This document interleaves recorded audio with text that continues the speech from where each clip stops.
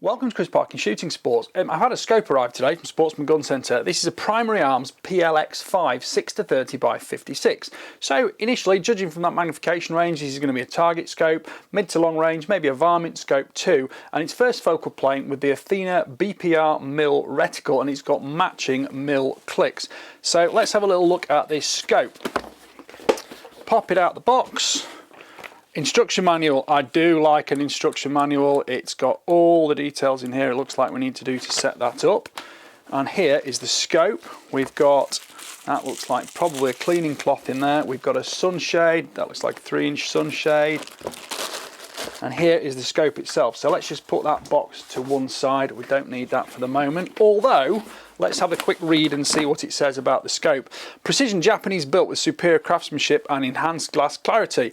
Athena ballistic precision reticle features mil ranging and holdover for precision shooting with any calibre. The first focal plane design allows fast and accurate ranging at any distance, at any power setting, resettable adjustment knobs with elevation, return to zero system, night vision compatible with illuminated red reticle. Made in Japan, it's got a lifetime warranty as well.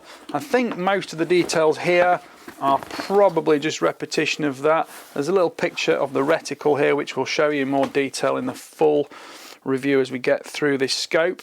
And there's more details on the back here, lots of specification details as well. So, right, magnification 6-30 power, first focal plane. That means the reticle stays exactly the same size in correlation to target, but appears to get bigger and smaller as you zoom in and out on target with the magnification dial. Objective lens 56mm, plenty of light coming in there. Eye relief is 3.3 to 4 inches, so that's about 84 to 101 millimeters. Ocular lens diameter is 34.5mm. The ocular lens is the one at this end near your eye. Field of view 16.6 feet at 100 yards on 6 power, and on 30 power that's 3.3 feet at 100 yards. Click value is 0.1 mil, so that's 1 centimetre at 100 metres, 0.1 mil. That's exactly what it needs to do to correlate with usual milliradian settings and readings. And the tube diameter is 34mm, so that's going to allow us a lot of space for elevation and windage travel. What else can we say? It says here, total elevation adjustment on that topic is 95 minutes of angle or 26.18 mils. That's going to give some good long range capability. Total windage adjustment is 45 minutes or 13.9 mils. Reticle's red, it's night vision compatible, fast focus eyepiece, waterproof meets IP67 standards, fog resistance, fully multi-coated optics, and it's nitrogen purged. What else does it say is in here? High quality flip up lens covers. Yep, those are Butler Creeks on there, so those pop up, down. Very simple, nothing too fancy, but just one of those things that has been around for a long time and just works. Length without lens covers is 14.3 inches, and weight without the battery is 38.2 ounces. 606 from T6 aluminium, anodized matte black, uses CR2032 battery included. It's made in Japan, lifetime warranty, and see the website for the details. And here we've got more details about the reticle. Anyway, box aside, let's have a look at the scope and see what the marketing blurb appeals to like in reality. So those are the lens caps popped up, 34mm tube. Looks like we've got a decent amount of mounting space there to make sure it's going to fit on the rifle. Eye relief is quite long, at 84 to 101mm, so we need to just make sure that's going to be fairly far forward. I'm going to be using this on a rimfire rifle purely because I can use a lot of ammunition, shoot at a lot of distances. And these are the turret clicks here. There's a zero stop which goes all the way down, which we'll be able to set up once it's zeroed, and that gives me a nice solid stop there. The clicks themselves, the tactile, the visual, I can feel those and I can also see them, and that's giving me 100 clicks or 10 milliradians per turn. There's a vernier scale underneath which allows us to see which turn and rotation number we're into, and it looks like we've got little Allen grub screws in there to make sure we can set it up and zero it, but I'll go through that when I do the instructions. Parallax is on the left side here, goes all the way up to infinity, and it's marked on the side down to 35. So given the mixture of dimensions that we've been given, I'm not sure if that's 35 yards or meters, but it's going to make it capable for use with rimfires probably. Maybe a little bit too big for air rifles though, which you may want to bring even closer in than that full magnification. And then we've got illumination control on the side here, and there is a battery in it. Well, it's a nice reticle. So I can zoom in on that. That is a nice reticle. So if I pop the back end off there, you can see we've also got a fast focus eyepiece. Now if you ask for it, I'll give you a video about making a fast focus eyepiece suit your eyesight with the least amount of visual strain possible, so please put that one in the comments. Right, other than that, it's been kept fairly clean and simple. There's no throw lever, but it's got nice serrations on here so we can get good grip on that. It's smooth. I can't hear any internal motion. I can't perceive any internal motion either of that changing within on the helical mechanisms which move the lenses backwards and forwards effectively at this back end of the scope. And similarly, the parallax control is quite firm. There doesn't appear to be any backlash in it. Certainly nothing mechanical and tactile. Right, let's get this mounted on a rifle, 34mm scope, so I've got some rings for that. Let's put it on the rifle, let's take it out shooting.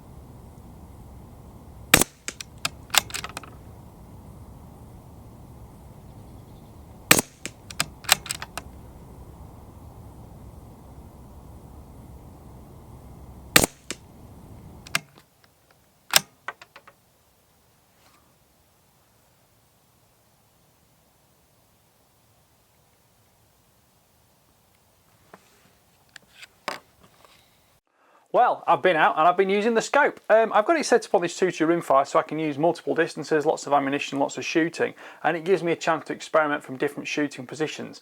Now, essentially, I've not had any issues with the scope. Nothing really has upset me or disturbed me or worried me about using it. So let's have a look at some of the features and talk about them in detail. I do like flip-up Butler Creek lens caps because they're so easy to live with, and if you break one, they're not a huge problem to replace them, they're not expensive, and they're also very quiet as well. They don't scrape and scratch against things like aluminium ones can. And to be fair, if you damage one, you damage one. It's not the end of the world. That 56mm front end is allowing a nice bright image because it is a 6-to-30 times magnification range, which is quite broad for the lowest light scenarios where, as marketed, the illuminated reticle has got 11 intensity settings on it with intermediate off positions between each. So you can set that up exactly as bright as you need it for the impending light conditions you're trying to deal with.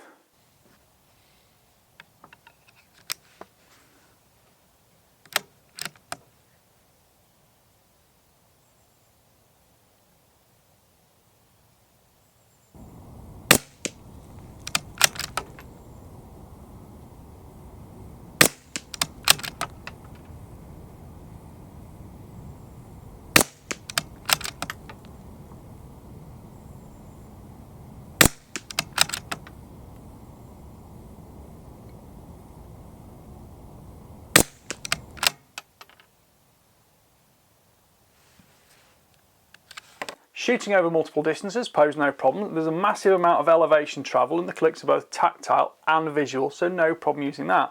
That 34mm tube gives you plenty of mounting space, and as you can see on this slightly smaller rifle, the scope is mounted quite a long way forward though, because it is 84 101mm eye relief. There's a bit of variation through the magnification range, so you do need to make sure you can set it up optimum for where you need it for your position. Now some people will only ever shoot from a bench, so their head is going to be naturally quite a long way back anyway, but multiple position shooters and prone shooters need to accommodate for the fact that when they're shooting prone, they're more than likely going to be leaning more into the gun, have a face and eyes slightly closer to the scope, so you do have to account for that in the setup of your rifle.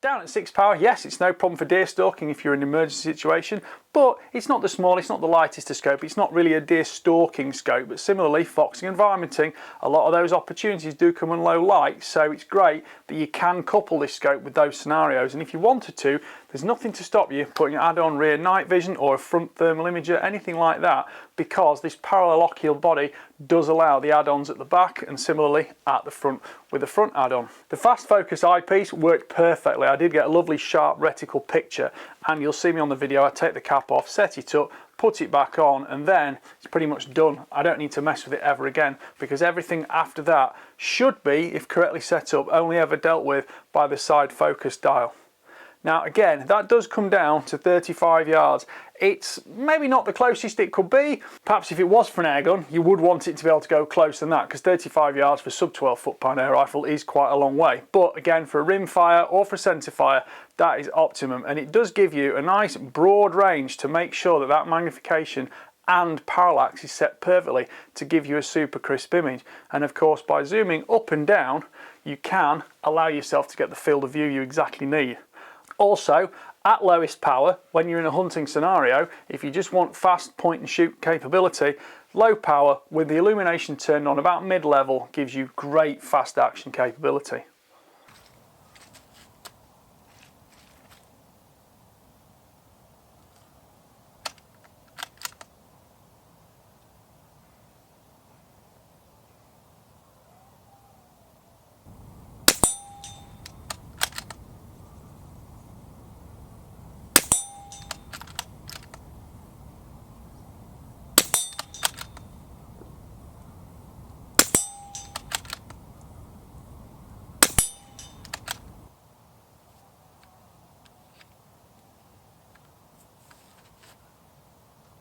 Grip on the turrets is no issue. The zero stop sets up very easily, all covered in the instructions, and similarly windage is the same. It doesn't have a zero stop on the windage, but you're less likely to be dialing multiple rotations on windage, whereas if you do on the elevation, you can set it back all the way down and onto the zero stop and it goes click, so you're never going to get lost with this scope. I like the fast adjustability of the illumination. It's got 11 on-off positions, intermediate off positions between the illumination intensity settings, so you can leave it right next to where your preference is. It doesn't have an automatic off, but a spare battery is supplied with it. The other thing that's supplied that I didn't cover in the unboxing because I didn't want to open all the wrappers is we have a spare battery, you can see there, and there is also a little packet with Allen keys in it, and these allow you to set up your turrets. So I'm going to set these turrets up now where I need them and show you how it happens. So the Allen key goes in there, slacken those circumferential grub screws, probably just a couple of turns, you don't need to bring them all the way out, and that will allow that to come off completely. You can then set up the zero stop by slackening the circumferential grub screws, dropping it down, rotating it clockwise, nip them back up, and that forms a mechanical stop on the turret there. We then just put the dial back on, make sure it's all the way down. You can feel it's a nice firm fit because the O-rings give it a waterproof seal. Tighten the grub screws back up, and I've now got my full zero stop capability, exactly where I need it. You can also set up negative travel if that's required. But here you can see on the turret, that is going to give me excellent return to zero every time at my chosen distance, which for a 2-2 rimfire is 50 meters.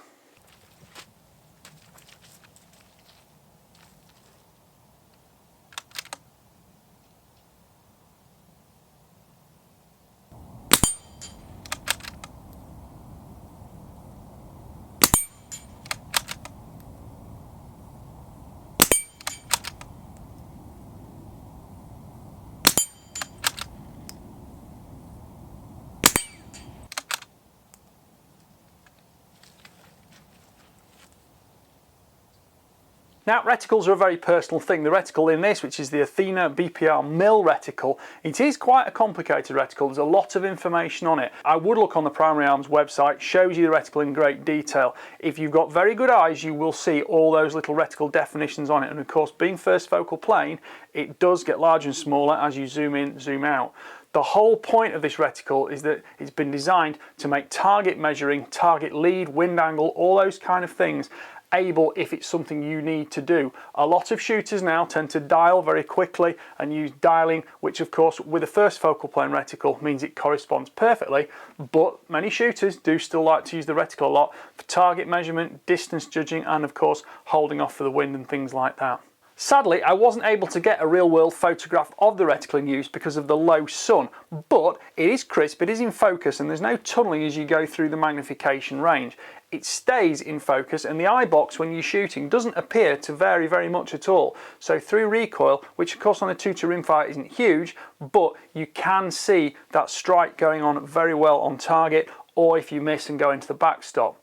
Similarly, when you're shooting from different positions, once you've got that set up in about your average spot and the average magnification, you can move around between different shooting positions, sitting, prone, standing, etc. from a barricade, and the eye box is versatile enough that you're not losing any of your sight picture, no vignettes are coming in, and you get a great image on target.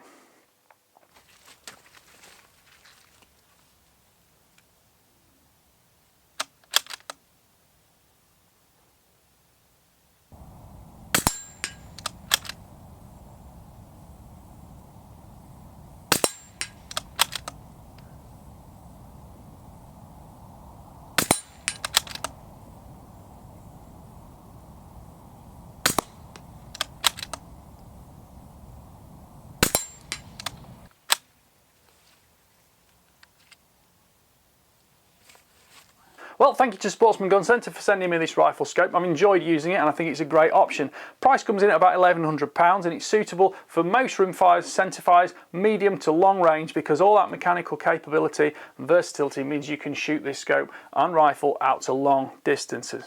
Right, I hope you've enjoyed watching. Please like, subscribe, comment, click the notification bell to keep track of my regular weekly uploads. Thank you for watching. Bye for now.